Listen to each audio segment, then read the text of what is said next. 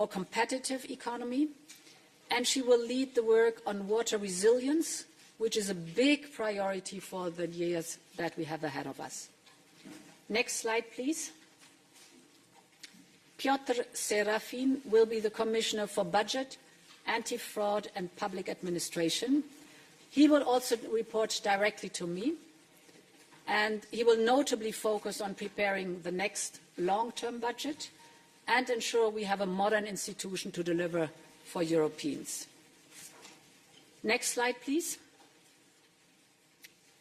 Dan Jorgensen will be the Commissioner for Energy and Housing. His work will help to bring down energy prices, invest in clean energy, and ensure that we cut our dependencies. He will be the first ever Commissioner for Housing, looking at all the aspects from energy efficiency to investment and construction that define that topic. Next slide, please. Ekaterina Zaharyeva will be the Commissioner for Startups, Research and Innovation. We must put research and innovation, science and technology at the center of our economy. She will help ensure that we invest more and more focused our spending on strategic priorities and groundbreaking innovation. Next slide, please. Michael McGrath. He will be the Commissioner for Democracy, Justice and the Rule of Law. I have entrusted him with the responsibility to take forward the European Democracy Shield. He will also lead our work on the rule of law, anti-corruption and consumer protection. Next slide, please. Apostolos Tzitzikostas will be the Commissioner for Sustainable Transport and Tourism. He is responsible for mobility of goods and people. They are essential sectors for our competitiveness, but also for our transitions for connecting people and driving local economies. Next slide, please. Christoph Hansen will be the Commissioner for Agriculture and Food. He will have the task to bring to life the report and the recommendation of the strategic dialogue on the future of agriculture. And based on the strategic dialogue, he will develop a vision for agriculture and food in the first 100 days of the mandate. Next slide, please. Glenn McAuliffe will be the Commissioner for Intergenerational Fairness, Culture, Youth and Sport. Intergenerational fairness is a cross-cutting topic. It affects all of us, but especially young people. And it is about the right balance in a society, and I have entrusted Glenn to watch over this. Next slide, please. So, the key message is that wherever we come from, whatever our job title, we must all work together. We will have open debates. We are all independent in thought and action. The only guiding star is the European interest. We will all have to take ownership of all what we have agreed in the college. And this is the team that you see now on the screen that I put forward today. On this basis, once the European Parliament has received the official letter from the Council, and of course in agreement with the President of the Commission, then the Parliament may proceed with the formal proceedings for the nomination of the new college, always in accordance with the rules of procedure. I thank you for your attention, and I'm happy to take your questions now. Thank you very much. Before we move to your questions, one technical comment. We will be organizing tomorrow morning in Brussels, but also available, of course, on Interaxio, a technical briefing for your more detailed questions on the composition of the college and the portfolios. And secondly, of course, all the relevant information which has been presented will be available on Europa through our dedicated link to the site on the new college. We will now start with some questions. Mark Peperkorn. Yes, good morning, Mark Peperkorn-Volskamp. Congratulations with the candidates. My question is, in 2019, you didn't have much time, let's say, to constitute the team because you came there more or less as a surprise. Do you think, because this time you have more experience, you had more time, and you have also some more political weight, is this more Ursula's team, what we see now? Well, both commissions are commissions that are very dear to my heart, and of course they are composed in very different times. So you see that last time the topic of global warming was absolutely top, and this was the reason why I started the European Green Deal. The dominance of this topic is still there, so get me right. It is the major backdrop of all what we are doing. We just have to look at the extreme weather events, the floods and the fires we experienced this summer again. So global warming has an enormous impact, and we have to rise to the challenge to fight global warming.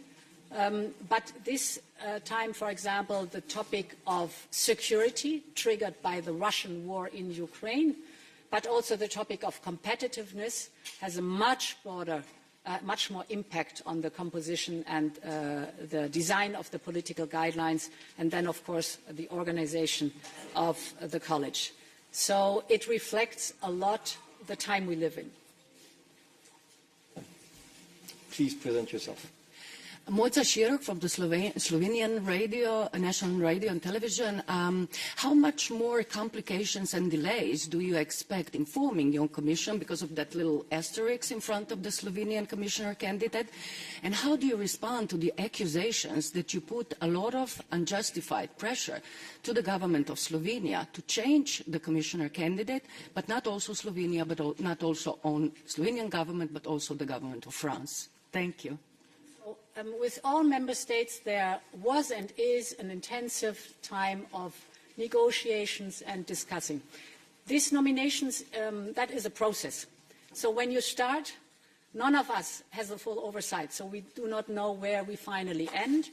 And you have a lot of wishes that are there. As I said, most of the wishes, I would say around 20 member states wanted a strong economic portfolio. We do not have 20 strong economic portfolios. So there you have to discuss with the member states and the competence of the candidate that is put forward how to match it best. To make life more complicated, you also have to include the geographical balance, and you have to include the political affiliation. So it's not easy to put it all together. I'm very grateful for the very constructive work we've done together. I'm confident that the process in Slovenia will lead to a good end. And then, as I said, officially the European Parliament can proceed with the list that then is approved by the Council and put forward by the Council. Jorge.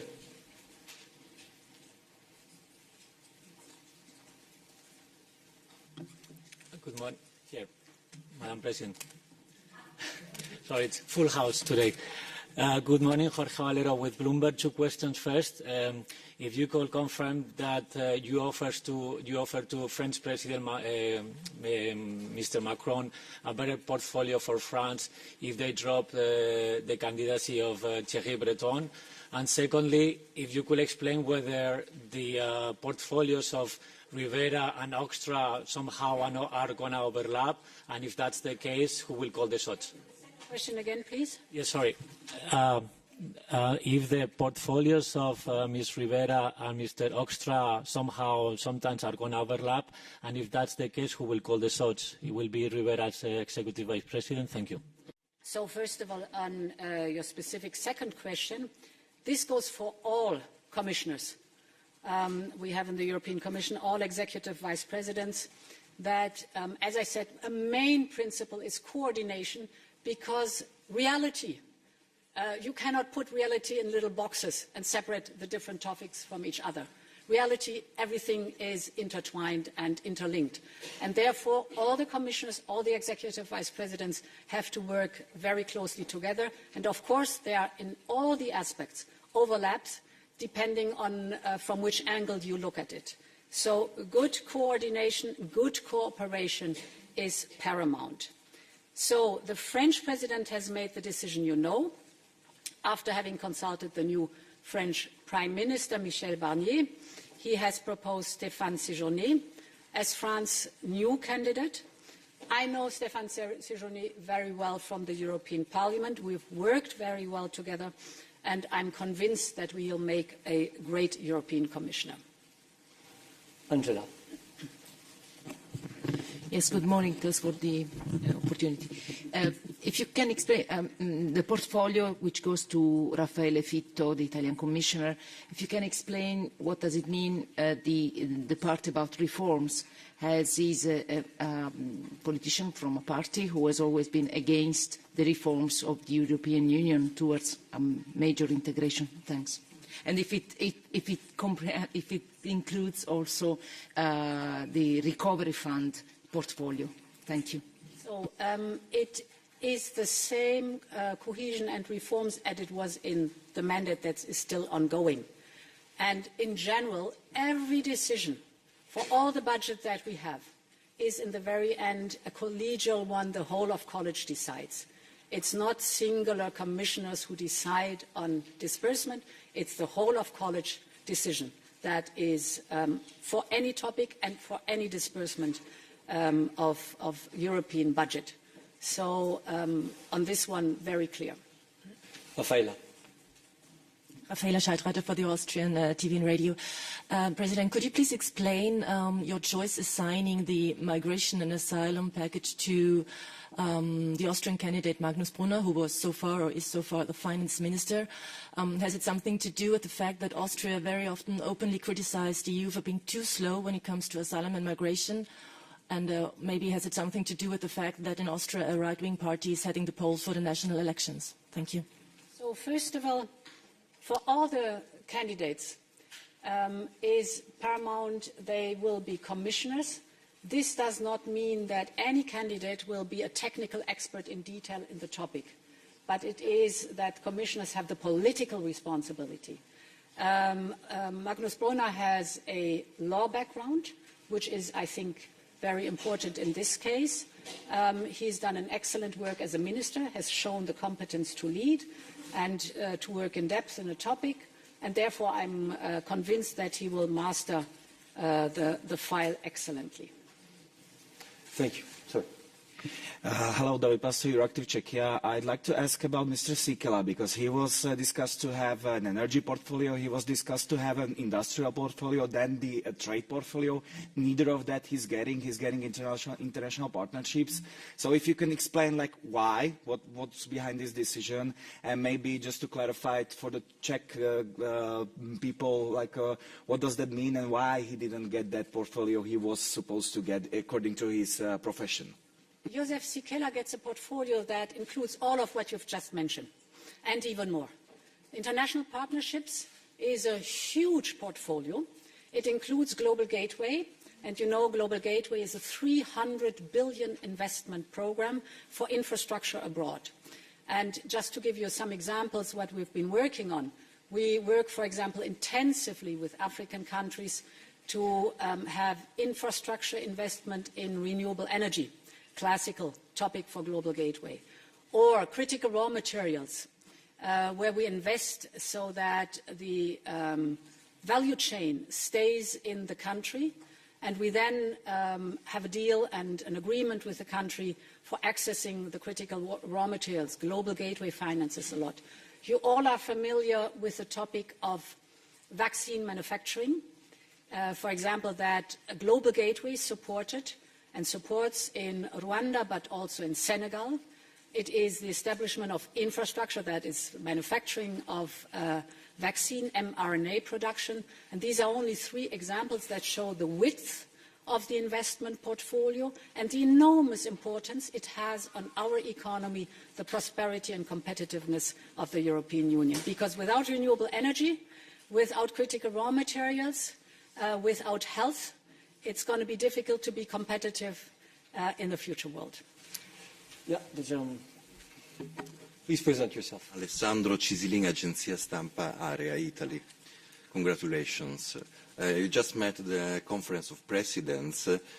What about Mr. Fitto? Did you feel a strong opposition or not by the Green Liberals and Socialists to his position as Vice President?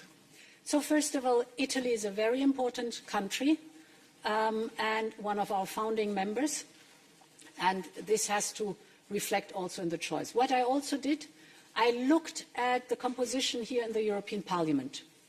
And the European Parliament has 14 vice presidents. 2 of them are from ECR. So I think to learn from the composition of the European Parliament and deduct to the composition of the Commission is a smart way to move forward. The importance of Italy is reflected in the portfolio and the executive vice president, and I think the balance is also very well kept. No, sorry. So, I think you have to ask them about their position because we were exchanging views, but of course you have to ask them about their specific position. Apologies. If you don't mind, I will give the floor. Thomas. Thomas Mayer at Der Standard, Austria. Mrs. President, you talked to the Conference of Presidents, and I'm sure about the start of the new Commission. So we will have elections in America at the beginning of November. Is it still your objective to start the 1st of November? And how reasonable is that you can reach that? I think all of Europe wants the new Commission to start as soon as possible, but we also have to do all the due diligence, the hearing procedures that are necessary. It is for me impossible to foresee the length of this process, and I know that the Parliament is working very hard to be as fast and as precise as possible. So insofar, we have a Commission in place. We should not forget that is working hard on all the topics, and we are all working very hard to have the new Commission as soon as possible. Yeah. Okay, then I move up. Yes, the lady there. Yeah. Your mic, please. Press the mic. No, you need to press the mic. Sorry, thank you. Our Commissioner, Henna Virkkunen, at her responsibility is technological sovereignty. So what does that mean? What does she has to do now? Yeah, for example, she is responsible, for example, for the huge topic of digitalization and digital infrastructure.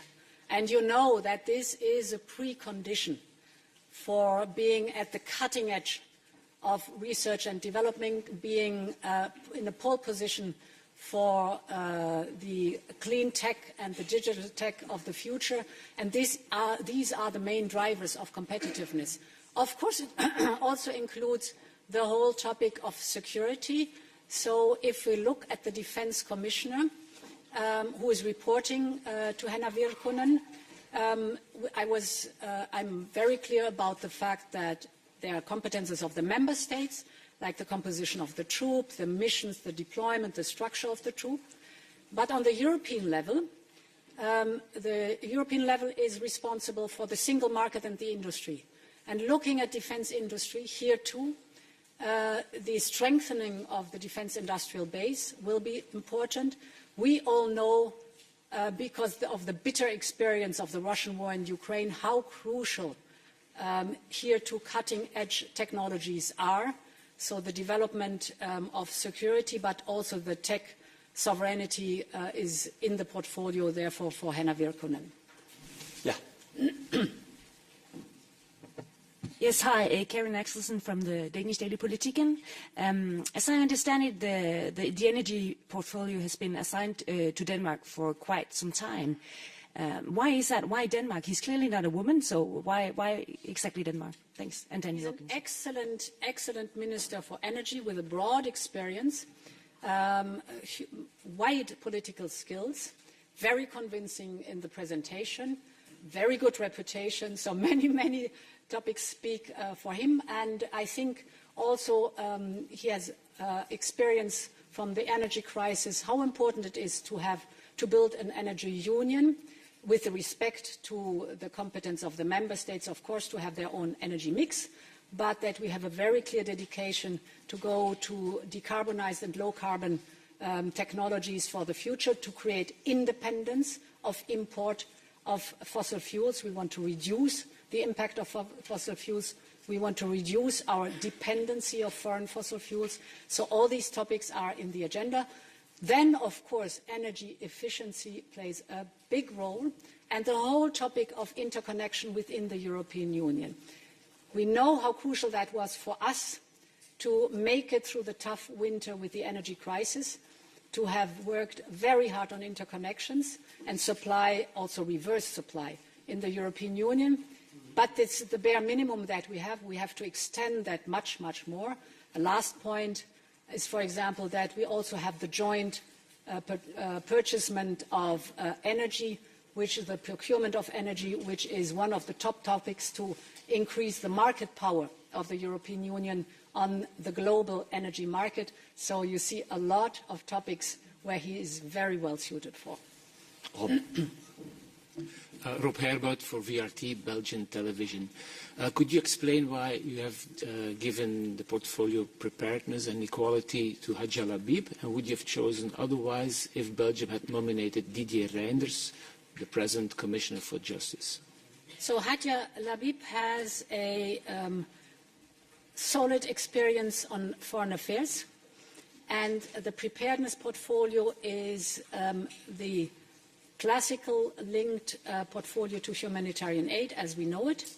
It is widened because we have seen that humanitarian aid is not only very much needed globally, but that we also see the fact that on our continent, as I just mentioned, the followings of the global warming, the climate crisis, produce much more flooding, much more heavy and intense weather events, much more wildfires. So the preparedness for these extreme events also has to be there, and the wider preparedness for crisis management. And I think with the portfolio that she has, reflecting also the political career she has had, she's the right candidate. Yes, Lady Lydia. Maja Cerkovnik, Slovenian Press Agency. Maja Cerkovnik, Slovenian Press Agency. Could you confirm that your letter to Slovenian Prime Minister Robert Golob outlining your objections to his initial nominee, Tomaž Vesel, was released to Slovenian Parliament? I don't get it acoustically, I'm sorry. Okay. Could you confirm that your letter to Slovenian Prime Minister Robert Golob outlining your objections to his initial nominee, Tomaž Vesel, was released to Slovenian Parliament? What's in this letter, and did you get any response from the Slovenian Parliament? Thank you. The Slovenian Parliament has asked, actually a committee has asked for this letter, and therefore we have released that letter because it is very clear and self-explaining. So it's a very transparent process. The gentleman at the back. Yeah. You, yes. Good morning. I'm from the Portuguese National Television. The Union of Capital Markets has been proposed in 2014. Do you think Maria Luísa Albuquerque can achieve that? Maria Albuquerque will be excellent on that portfolio because, as you know, she has a vast experience as finance minister, but also an enormous experience in the private sector. So she combines everything. She knows how difficult the political field is, but she also knows that the private sector, for private capital or private investment, we have to get it on board. And this will be possible for a deep and liquid capital markets union. Yes, it is difficult, without any question, but we also know that the pressure is mounting that we finally get it done. Because if you look at the figures that the European Central Bank is giving us, we are losing every year 470 billion euros of investment that is not done in the European Union because of lack of capital market union. As I said, European Central Bank figures. So there's a huge urgency and pressure now to get it done, and she's absolutely the right person with a vast knowledge on this topic. Daniel. Oui, merci beaucoup, Daniel Weber, pour la radio publique luxembourgeoise. Mrs. Weber, Luxembourg Public Radio. Nicolas Schmidt, the leading candidate in English, is not among the nominees. Apparently, you did not offer an important position for him to the Luxembourgish Prime Minister. Last week, the Socialists were expressing a warning. Are you taking up a fight with them? What feedback did you get from this side? And why did you attribute agriculture to Luxembourg, a country that does not really play a major role in this sector? Thank you. So, if I take your last sentence, and this is very important, I think, for the overall composition of the college, the commissioners are not the representatives of their countries. They are the representatives of Europe and our common cause. Therefore, disrespected from whatever country or member state you're coming, you can play an important role. Otherwise, it would not be the right approach for a European common cause. Now, having said that, the treaty is also very clear. The member states, that's the governments, decide on the nomination of their candidates and the choice of their candidates. I can discuss with them, but in the very end, they decide. And the decision of Luxembourg is Christoph Hansen. Christoph Hansen has a background of knowledge for agriculture, but again, it's independent of the country itself because he has to serve the whole of the European Union and the whole of agriculture. And for him, the basis will be the strategic dialogue, where I'm very, very glad that there's a unanimous agreement of all the different stakeholders in the strategic dialogue that have put forward this report. This will also be the basis on which we will then present the vision forward in agriculture within the first 100 days of the mandate. Thank you. President Michael McGrath has been allocated the Justice and Democracy portfolio, yet the Irish government was seeking an economic portfolio. He's a former finance minister. Why did you choose him for that particular role, and will he be responsible for GDPR, and if not, why not? Thank you. So this goes very well with the answer I just gave, that commissioners are responsible for the overall topic in the European Union. And as you said, a strong economic portfolio, I think 20 member states at least asked for a strong economic portfolio. It is impossible to have 20 commissioners on strong economic portfolios. Michael McGrath has an excellent track record, and he has experience in leading ministries, so working his way through political questions. The commissioners are not the technical expert, they are the political leaders. The rule of law is a very important topic for his political affiliation Renew, and we share all the importance of the rule of law. He will be responsible for consumer rights, for example. So all topics where I think he will excel and where I think this is an important and highly respected portfolio. Susanna. We will have the tomorrow morning. Thank you. Here. Susanna, Francis, here, President. Here. Sorry. Sitting right next to Tony. Okay. So still on Portugal, if I may, two quick questions. One is you mentioned the knowledge of Mrs. Maria Luisa Albuquerque, and her experience of the private sector, but aren't you afraid that this might be a problem during hearings, since there is also a question of revolving doors after she left the Ministry of Finances? And also, as you might know, in Portugal, it's a very critical situation regarding forest fires. You already tweeted yesterday sending more airplanes, but the question is also the European Union able or willing to help in which concern the EU Solidarity Fund? Thank you. The use of? EU Solidarity Fund. Yeah. Thank you. So indeed, two very different questions. Indeed, the devastating wildfires Portugal has triggered the civil protection mechanism. This is basically the solidarity of all of Europe to support as much as possible in kind, at the moment being of crisis, the member state. But we will have to sit down also with the affected countries with the floodings and discuss how we can support them in repair and reconstruction. And this topic will be of growing importance. So this is something where we really have, together as Europeans, to decide how we can manage and finance the growing need of adaptation and repair that we will see in the years to come.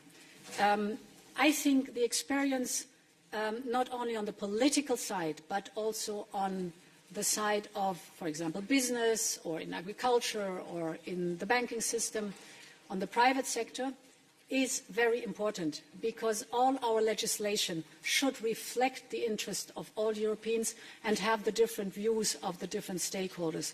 So I think it strengthened the position of Maria Albuquerque. Fires, President? Fires? I just said it. it. Sorry. Okay. Sorry. No, sorry. I think I got confused looking at the journalists. Thank you very much. This brings us to the end of our press conference. Thank you for your attention, and see you tomorrow at the technical briefing. briefing. Thank you.